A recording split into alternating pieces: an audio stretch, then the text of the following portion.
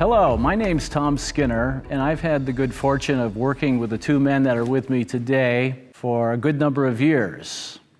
I was thinking this morning that the Old Testament encourages us to remember, to look back. God would always encourage the people of Israel to remember how He led them out of Egypt. And so today is our opportunity to think back and reflect and remember a little bit. With us this morning, Dr. Dave Dunbar. Dave was president of then Biblical Seminary, now Missio Seminary, from 1986 till 2013 when he retired. And succeeding him is Dr. Frank James. Frank has been with us as president since 2013 and has continued to move the school in a direction that Dave started to move us in. Culminating in our move to Philadelphia and our change from Biblical Theological Seminary to Missio Seminary. Prior to becoming president of Biblical, Dave had been on the faculty of Trinity Evangelical Divinity School from 1980 to 1986. And so, Dave, I'm going to start with you. You've served with us more than a quarter century. And in fact, you were among the seminary's first graduating class in 1972. What changes have you seen in the church and in our culture, especially since the start of your presidency in 1986 until your retirement in 2013? You gave me this question ahead of time, which was helpful, because there's a lot of big changes in that period. I'm inclined to think that the progressive secularization of American culture has been one of the most important things we've had to contend with. Secularization is the process in which ordinary life, the major movements of culture, are increasingly separated from any kind of understanding of God, transcendent realities and values. And, that starts hitting, you could say, early in the 20th century, but certainly by the second half of the 20th century, that's an increasing move. And the result of secularization is that the church and its influence is increasingly pushed toward the margins. And so that's something that as church leaders we were feeling in that period. And the response was of a lot of Christians to try to push back against that and recover some of that central position of influence culturally. And so in, what was it, mid-70s, Jerry Falwell started the Moral Majority. I think it was 1976, Time magazine declared the year of the evangelical. Then with the Reagan presidency, evangelicals were more organized and played a significant role in his election. And of course, that just continues to grow then all the way through the end of the century and into the present century. And I think that the 2016 Trump election is just a great illustration of Christians pushing back. My sense in looking at that, however, is that in many respects, the church ended up not consciously, but unconsciously embracing some of the same secularist mentality that the larger culture did. So I think the move to increased political power and trying to reclaim the center of culture, I think in some ways was actually a secularist move. Because what we did was, I think, we embraced political power at the expense of spiritual power. And I think when you look at some other aspects of the church today, a lot of it is about power and the abuse of power, whether it's the unprecedented sexual abuse that is turning up in various denominations, whether it's authoritarian abuse of pastors toward congregants. So to me, that may be the biggest issue that we face. I think we need to somehow pray and work toward a reclaiming of spiritual power. Are those observations partly why you felt that the seminary needed to change its orientation in some way? In the way it approaches theological education? Yes, absolutely. Right around the year 2000 is when the book Missional Church came out. And the Missional Church guys were on to this basic analysis of church and culture. They talked about the death of Christendom, which Christendom being that arrangement in which government and the church are mutually supportive. And they saw that was what was going away, in spite of the fact that there were a lot of Christians pushing back to reclaim power. So as a faculty, we read that book soon after it came out and had discussion on it. And our general agreement as a faculty was that the move of the evangelical church at that point, at least many in the church, was a move that would not succeed. We didn't think that we would be able to successfully reclaim the center. And so the question then became, which is the missional church question, what does it look like for the church to function more on the margins of society? What does effectiveness look like for the church in those places? What were the big changes that you felt were necessary to make at the seminary? Practically speaking, how did that observation impact the way the seminary carried out its mission? There were a lot of changes going on in that period, but I would say we had already begun a move toward a more centrist kind of theology. When I went to school back in the first days of the organization, the theology was a Reformed Westminster Confession theology, and it was, strangely enough, it was also coupled with premillennialism. Coming from Trinity Seminary and having experienced a somewhat broader theology, it just made sense to me that a move more toward a centrist theology would be good, not only for us as a school, but it would fit more a general ministry to the church, especially since we were a non-denominational school. So that had begun. I think the move toward missional church simply reinforced that. We wanted to be at the center of the church, of the evangelical church in particular. We wanted to reach out and encourage as many people as we could. So I think that move towards centrism was important. We also, along that way, had begun to get a vision for the city. That had actually begun soon after I came to the seminary. You remember George Clark. He was one of the original founding members. He was interim president before I came. And George was an interesting guy. He was a former missionary and had a real heart for the world.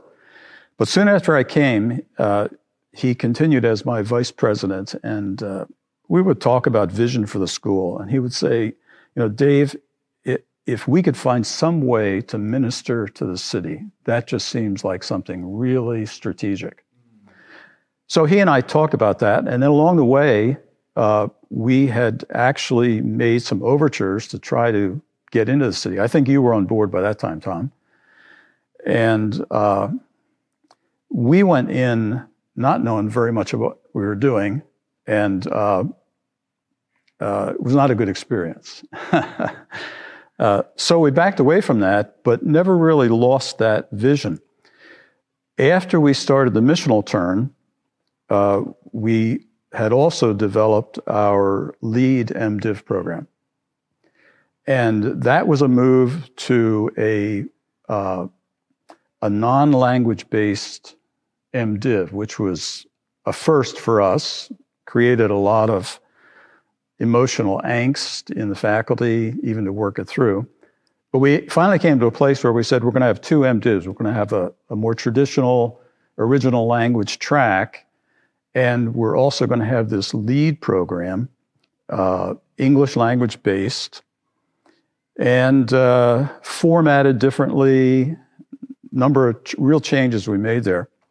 It was soon after that, I think probably within a year or so, that some folks came to us from the city and said, we think that's a program that would help our folks in the city. Would you bring it to us?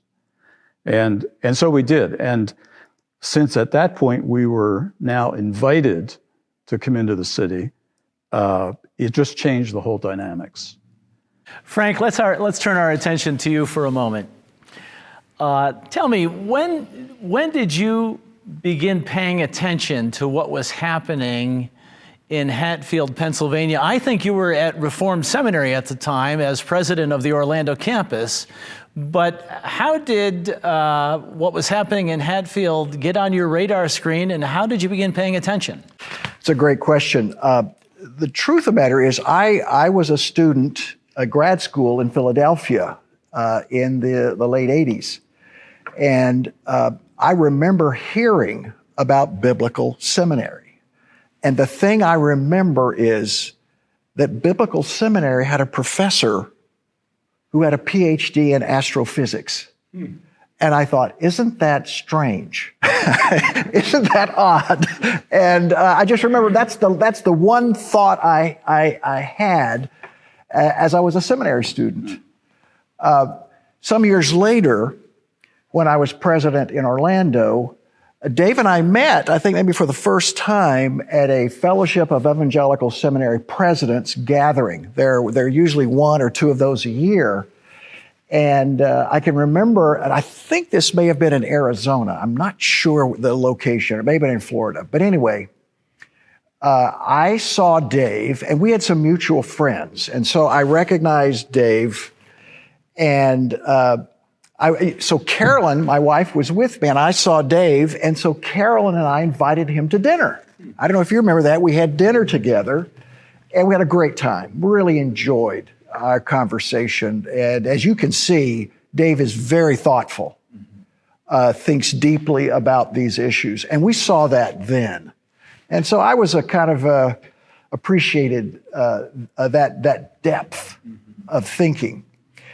And subsequently, now, for those who want to understand me, they need to know that I'm married to Carolyn Custis James, who is a writer and a theologian. And so we talk theology all the time. And we even steal books from one another's libraries. That's an ongoing marital tension that we have, as I'll borrow her books without getting permission, or she'll borrow one of mine. At any rate, and I'm thinking, it may have been in Orlando, may have been as we moved to Gordon Conwell up in Boston. But Carolyn came across the Missional Journal. She had somehow, some way, had come across Dave's regular updates explaining and exploring missional theology. And she'd read a number of those, and she came to me and she said, Frank, you've got to read this.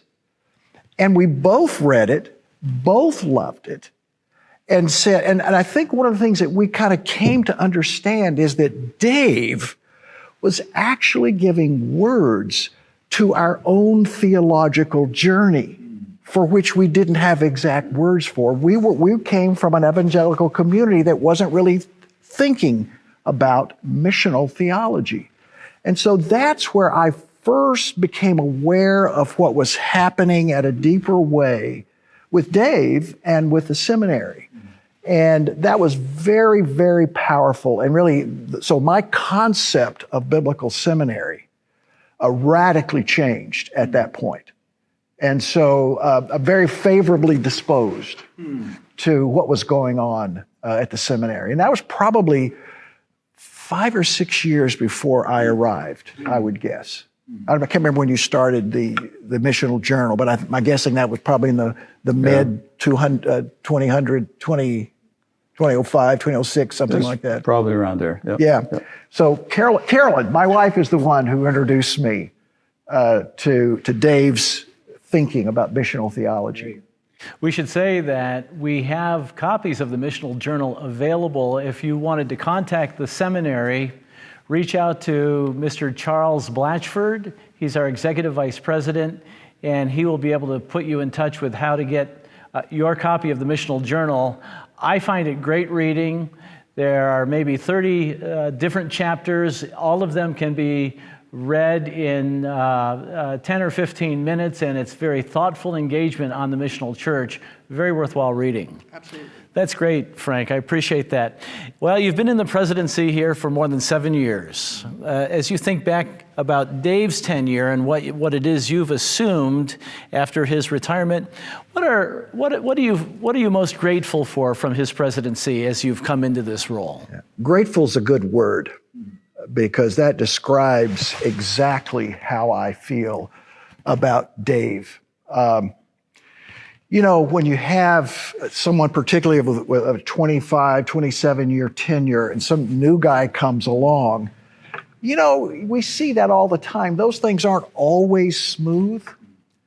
Our working together has been marvelous. It has been... I think about Dave. Dave very much welcomed me into the community. He shared with me the history, some of the details, some of the insights with what was going on, what the plans were. Just really set me up very well. And there was never any of that sort of tension that often happens in churches and seminaries, frankly. And so he was a great colleague in that sense. But I will say that Dave was more than a colleague. He was a friend and an advisor. Dave can tell you he had an office at the seminary, and how many times I would sort of make my way to Dave's office and say, Dave, we're struggling with this. What do you think about this? And Dave really was helpful.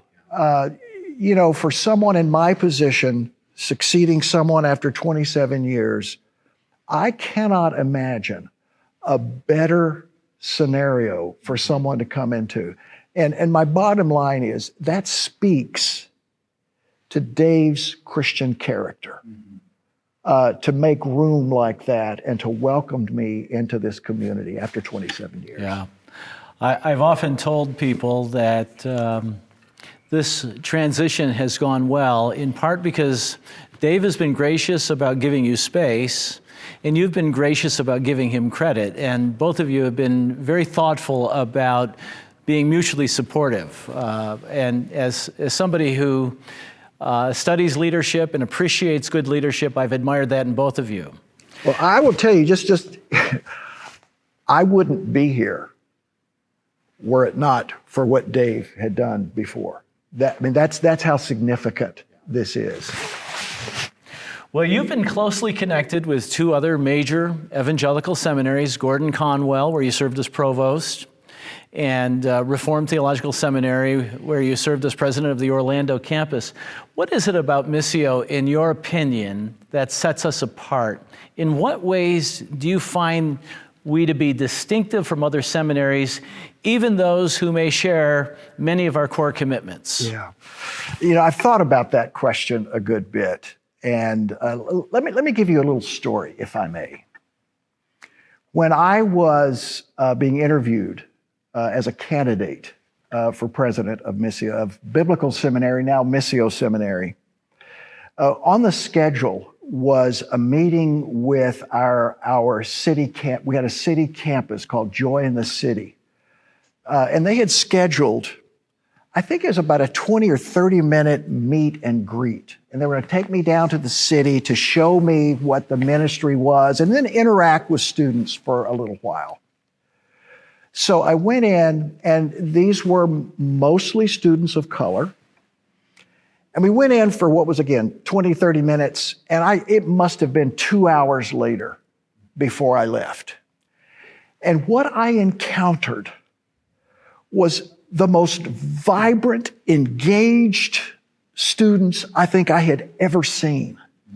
And in the course of that 2 hours of and they were not afraid of me, by the way. They were really back and forth and asking questions and what's your story like? And I mean, they were great.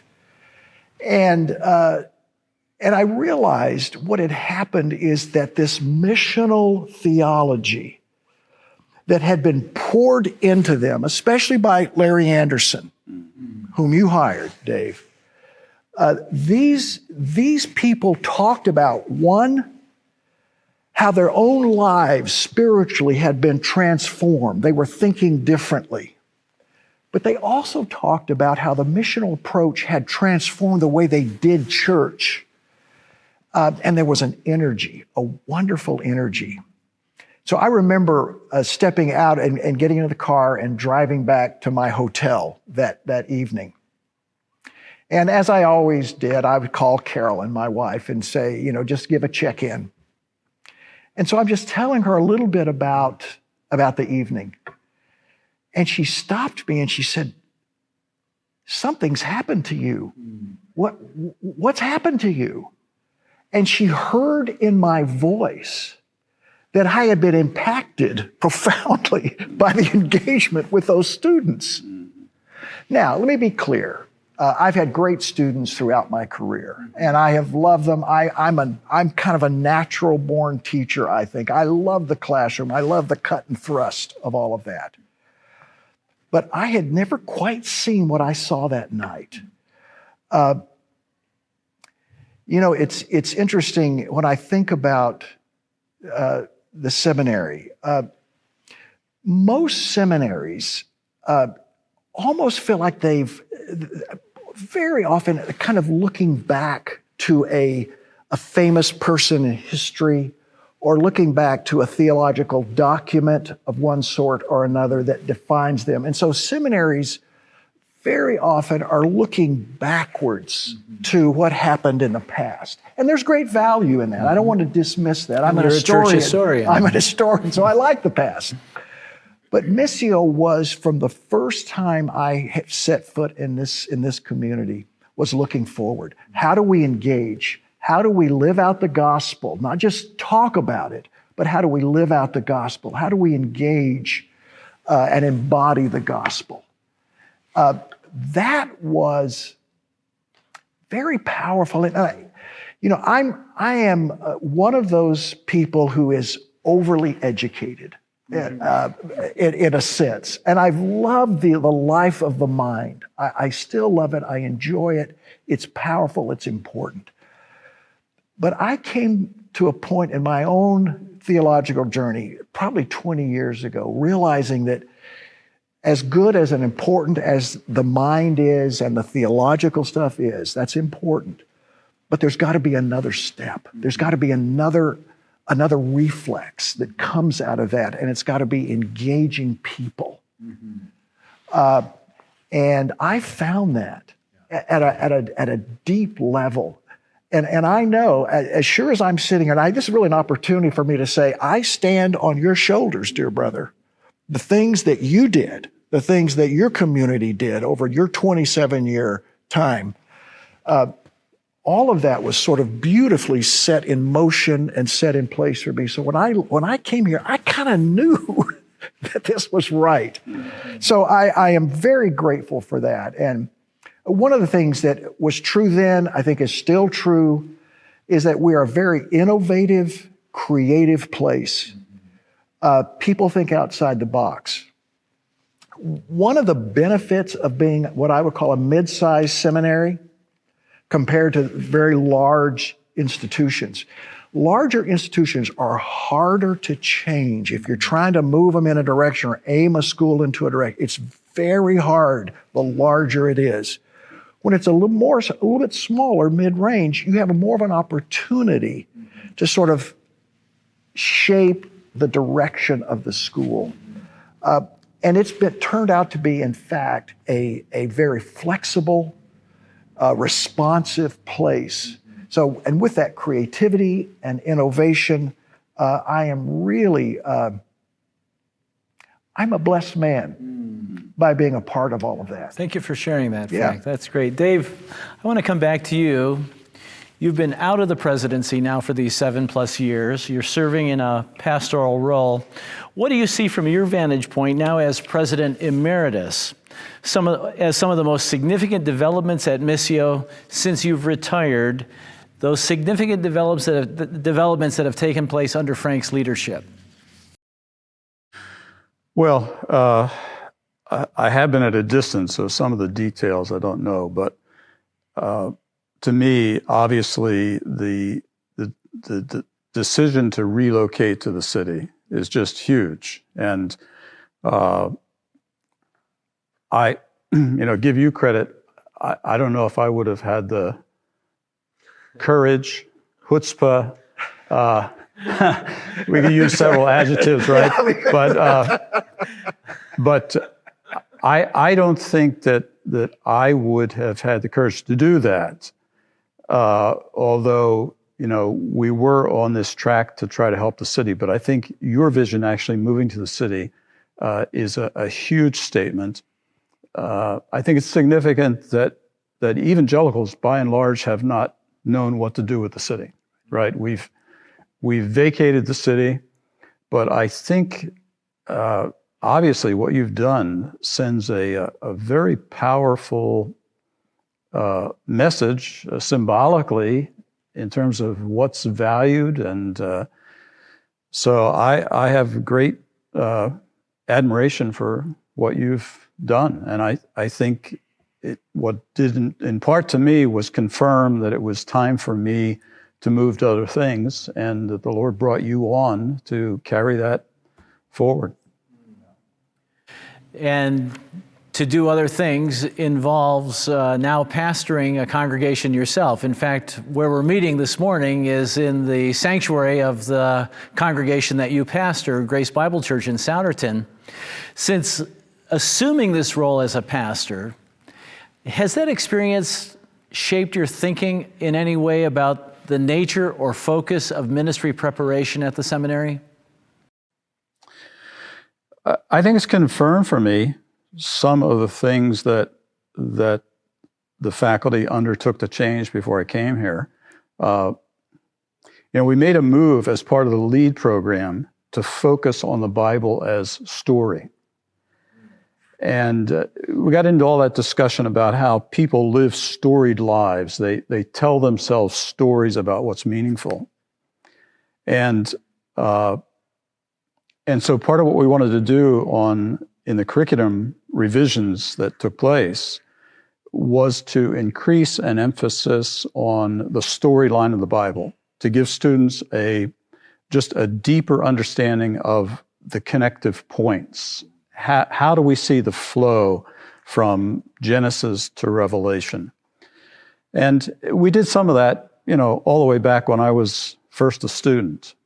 But there was a more conscious focus. And I think Christians today are often in a wasteland of popular culture, which in a postmodern world says, your story's your own, and there isn't anything bigger that's, worth knowing. But to give our people in our churches and our students an understanding of that broad story and how their own lives integrate with it, I think that's a hugely important thing. The other thing is that we started doing more with self-awareness and personal spiritual formation. I think that too is a really critical thing. And it's Calvin in the beginning of his Institutes, right? Right on page 1, that all that which is right knowledge is of two parts. It's a knowledge of God and a knowledge of the self. And I think that increasing emphasis on the self, look across evangelicalism today, we have got an epidemic of leaders who are crashing and burning because I think they don't know who they are. And it's a real disaster. So anything that we can do to help students really get in touch with their emotional life, as Peter Scazzero says that there's no spiritual maturity without emotional maturity. I think he's right on that. And so those two things really stand out to me. Yeah, it's very interesting to me. I mean, I know that one of the big things you did after stepping away from the presidency is you got involved in a spiritual formation ministry, and that it was transformative, I think, in some ways. Yeah. And I think that underscores that even as we move to the city, that and we're giving I think a good amount of emphasis on soul care or spiritual self-care as we talk about it. And our counseling department is so mindful of these things. And being in this COVID crisis where people are sort of depressed and discouraged and, frustrated and whatever else it is, we've spent a good bit of time thinking and talking about your spiritual care in this. And so I think the seminary plays a major role in preparing ministers to go out and to make sure they take care of themselves, because you're right. I mean, 5 years is sort of the flashpoint where somebody gets into ministry and their heads explode, usually around the 5-year mark, because it's so overwhelming. But I think that piece, that's another piece of your legacy. Even though it came after your presidency, I knew you were going through that journey and really thinking through what spiritual formation meant. And I think in our counseling department, we've been very mindful of that as well. So I look forward to developing that even further. Yeah, I'm very proud of the seminary's counseling program, and have often told people it's one of the important jewels in the crown of the seminary.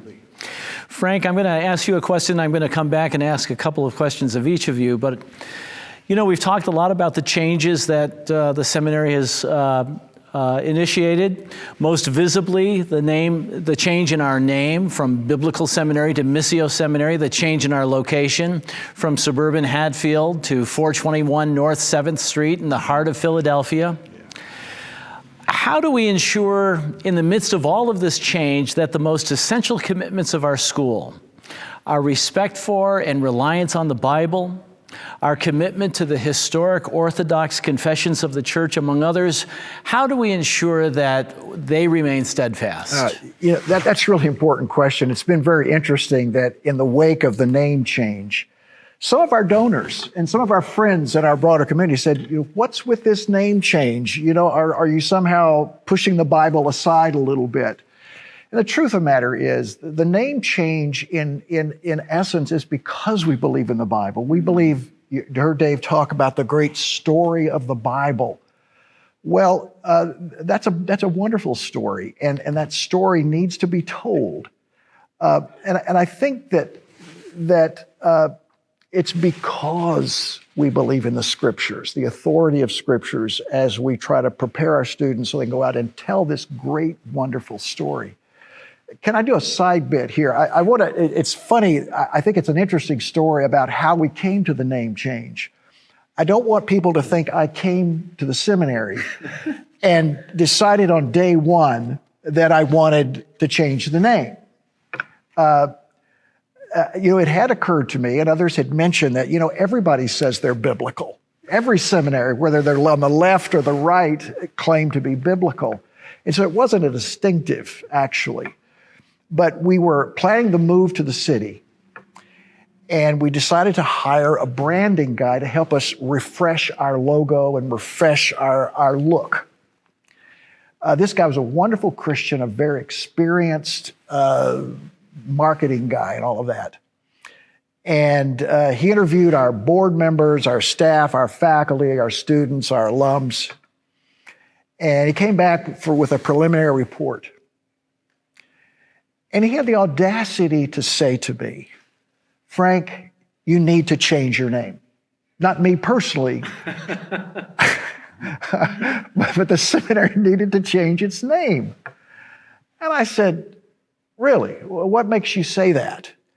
And he said, every person I talked to, from the board to alums, every one of them had the same clear-cut, definitive understanding of what this seminary was.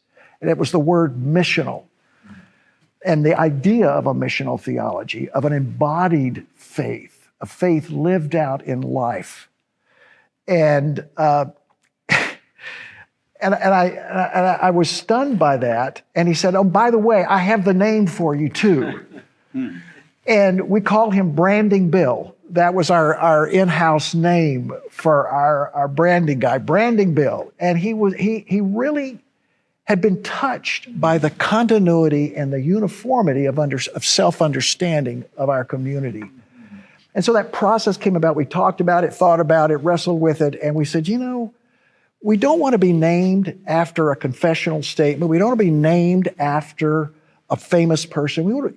Our branding bill said, you need to have a name that expresses who you are in your essence. And that won me over completely. So we made the name change. Your question. And everybody was happy with the name change, right? It's interesting that there was some pushback, but I was a little surprised that it wasn't more. Mm-hmm. I think the decade or more of stress on missional theology had become so ingrained in our community that it was a fairly short step. Mm-hmm. Now, back to the question of how do we ensure that those essential commitments that are so important to the core of our seminary remain the same? Yeah. First of all, I think it's absolutely clear that the reason we contemplated a name change is because we believed in the authority of Scripture. Anyone who knows anything about us, knows anything about Dave, knows anything about me, knows that we are deeply committed to the authority of Scripture, and that pervades our entire curriculum. The question is not whether we believe the Bible. The question is how to rightly interpret the Bible, given the moment in time where you are. I think that's a critical question. How do we rightly understand the message of the Bible? And that's a powerful, powerful thing. I think hermeneutics is that sort of general topic of how to properly interpret Scripture is one of the major challenges that every seminary faces. So we've maintained our commitment to Scripture by virtue of the people we hire, by the vision, and we have a board that wouldn't let me get away with anything if I were so inclined. So that's been clear from the very beginning. It wouldn't even occur to us to think of anything other than to have a biblical-centric curriculum. And we do value the historical statements. We identify as being part of that great throng of Christians down through the ages. You mentioned earlier, Tom, that I was a church historian. Mm-hmm. I love church history. It's part of my DNA. And I think we can identify that great tradition of historic Christianity or Orthodox Christianity, and that's who we are. Mm-hmm. I think the challenge is, how do we take that great historic Orthodox Christianity and live into the 21st century with that, given the challenges that are enormous at this moment in time? And that's the big challenge. It's not whether we believe in Scripture, whether we're historically Orthodox. We're all of that and more. Yes, yeah. If anybody would like to take a look at the core commitments of the seminary, you can find them on the seminary's website, missio.edu, and you'll get a very clear picture of what it is the seminary stands for. Well, I want to throw a question out to the two of you. And Dave, we'll start with you. What do you think are some of the biggest challenges the people of God face today that the ministry of Missio Seminary can really help with? I think this set of questions focused on the city raises, so many of the issues that we need to contend with as a society and as the church. So the issue of race. I mean, When biblical started, I think we had one person of color and one person of Asian background, and all the rest of us were white, for sure, right? White and suburban and rural in background. That's not the case today. And we've had some real learning to do in this process, and it hasn't always been easy. But I think that's a major thing that the school can help with. We're in a place where we've got to confront questions that are huge for the American church generally. Frank, do you want to amplify on Well, that? that's being in the city. One of the ways I talk about that is it's not just a change in address. It is a change in how we live out our faith. And being in the city requires that we address different kinds of questions than we would in a suburban or even a rural context. We're having to rub shoulders with people who are Asian, who are African, who are African Americans, and they're raising different issues. And here's the really good news, is that by engaging those challenging issues, we as individuals and we as an institution get to grow as a follower of Jesus in this world. It's by engaging those challenges that there is spiritual growth. There's learning, and I think that's a good word to use. We're an educational institution after all. We have to keep learning. It's never one and done. It's always more to learn, and I think that's critical for us. And being in the city means there's more for us to learn, and we have a lot of people to learn from, and we have something to contribute as well. And I think those are big challenges for us. I think about just this moment in time. When I look back over the course of my life, I don't know that I've seen so many crises, a confluence of so many crises at a given point. You've got a global pandemic. You've got racial tensions. You've got economic decline. You've got political upheaval, all at the same time. And the truth of the matter is that's disorienting to all of us, Christian and non-Christian. But I'm particularly concerned with the impact that would have on the church.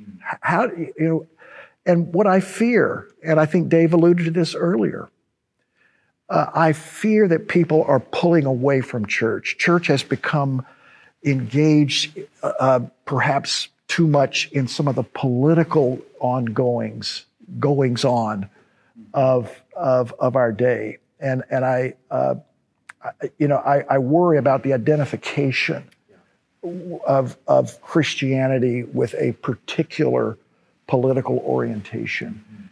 And so we've got to refocus our attention on the scriptures and how we apply them to the given circumstances of our day. I think those are really important questions. Yeah, the seminary tagline, following Jesus into the world, that really becomes quite a challenge for us, doesn't it? And understanding the implications of that, it's not a glib statement, it's a serious statement, and it's a difficult challenge to respond to. Yeah, it's not just a tagline. Yeah. It is a description of, again, go back to, it's a journey. Yeah. What does it mean to follow Jesus into the world today? What does that mean to follow Jesus into the city? What does that mean for us to follow Jesus to the Northeast corridor of the United States and then globally? That's an ongoing question and a wonderful question, I think, for us to be asking. The seminary is now in its 50th year, which is really very remarkable. It's been a testimony of God's faithfulness and the support of God's people. It's not a track record that could have been accomplished independent of God and God's people. So I want to turn this last question to each of you. What do you think are some of the biggest challenges for the seminary that you might ask the people of God who are watching this to help with? And I'll let either of you respond, or both.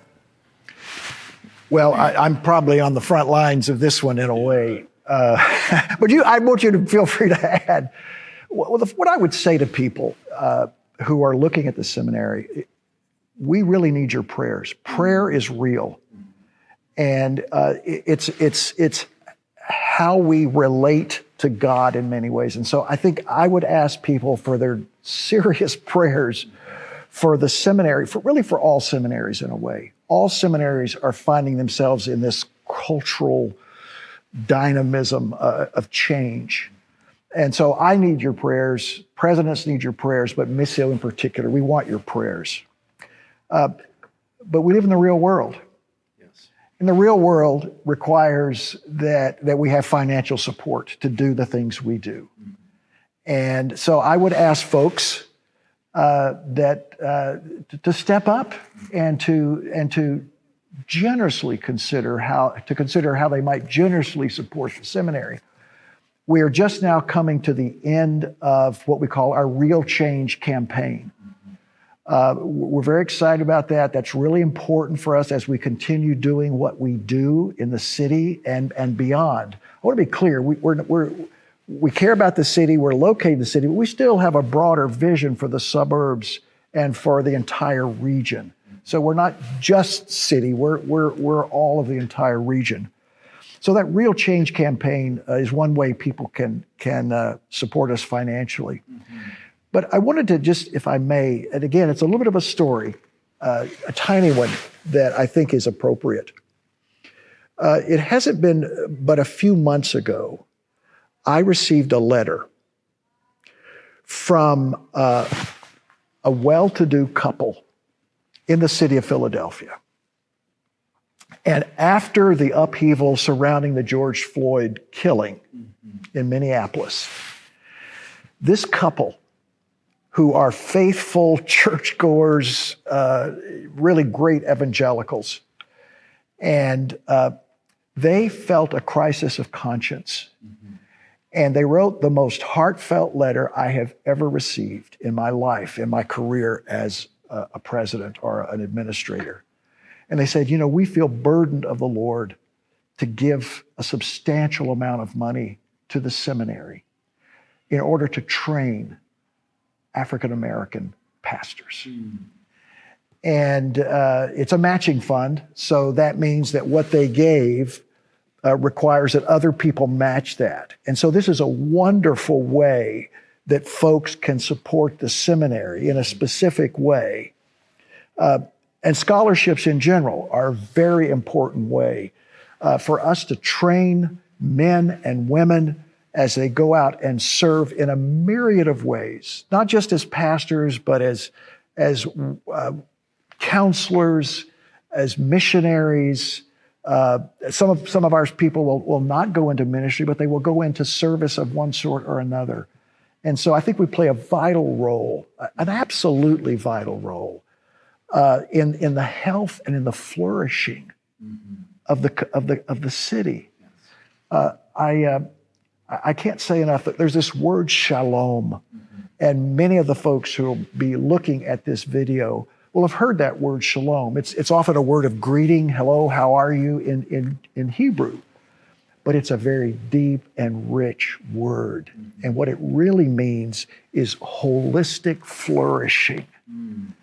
And so we need people's support as we go about bringing about flourishing for the church and the broader community in Philadelphia. Yeah. Dave, anything you want to add to Frank's encouragement? I think that was good. The only thing he didn't mention was they could send students. They could send students. Recommend students. There you go. So pray, give, send. There right? you go. There you go. Well, I want to thank both of you for taking this time. It's been a real privilege for me to have a chance to have this conversation with you.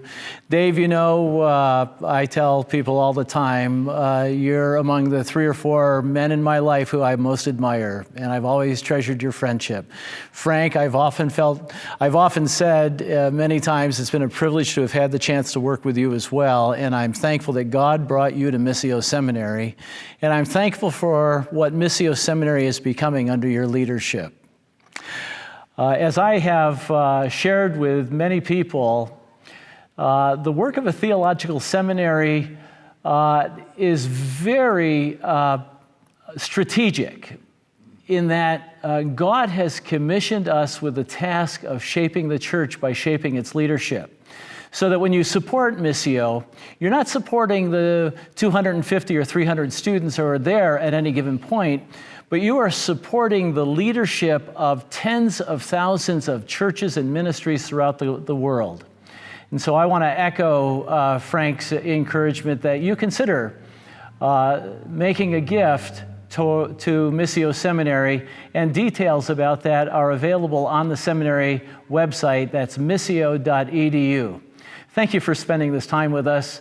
It's been a real privilege for us to share this time with you, and trust that you feel encouraged and blessed by what you've heard today.